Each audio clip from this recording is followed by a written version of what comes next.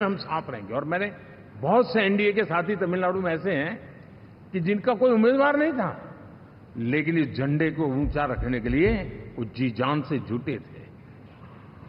और इसलिए आज तमिलनाडु में भले हम सीट नहीं जीत पाए, लेकिन जिस तेजी से एनडीए का वोट शेयर बढ़ा है, वो साफ साफ संदेश दे रहा है कल में क्या लिखा हुआ है।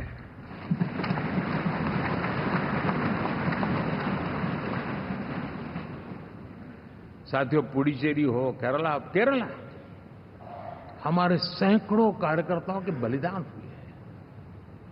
यूडीएफ हो या एलडीएफ हो, शायद हिंदुस्तान के राजनीतिक जीवन में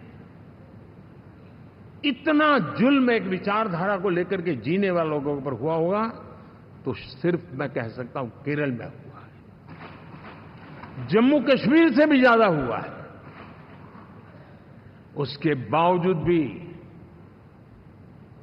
सामने कहीं विजय नजर नहीं आता था। उन्होंने परिश्रम की पराकाष्ठा में कभी पीछे नहीं रहे, पीढ़ियां खपा दी। और आज पहली बार संसद में केरल से हमारा प्रतिनिधि बन के आया।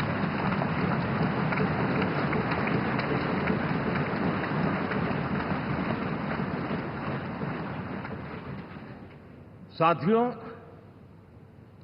अरुणाचल में हमने लगातार हमारी सरकार बनती रही है और भारी समर्थन से बनती है।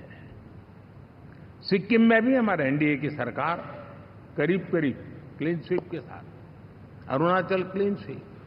आंध्र, मैं अबू बाबू को पूछ रहा था, बोले हिस्टोरिकली ये सबसे हाईएस्ट विक्ट्री है।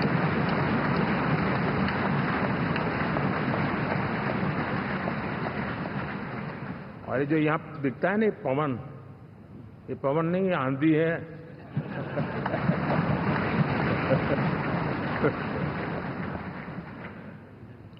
आंध्र ने इतना बड़ा हमारे प्रति जनमत दिया है। हिंदुस्तान के लिए एक सामान्य मानवीय की विकास की जो जिजीविषा है, उसका प्रतिबिंब है। और महाप्रभु जगन्नाथ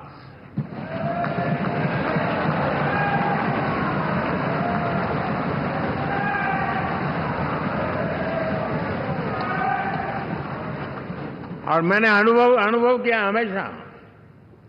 मैं हमेशा मानता हूं ईश्वर के अनेक रूप होते हैं, लेकिन जब मैं भगवान महाप्रभु जगन्नाथ जी को याद करता हूं तो मैं हमेशा मानता हूं ये गरीबों के देवता है।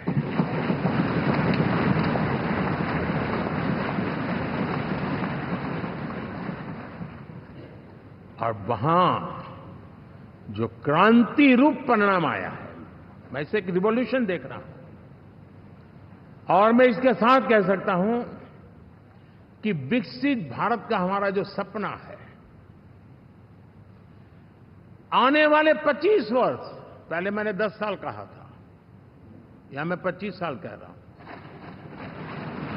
आने वाले 25 साल महाप्रभु जगन्नाथ जी की कृपा से उड़ीसा देश की विकास यात्रा के ग्रोथ इंजन पैकी एक होगा।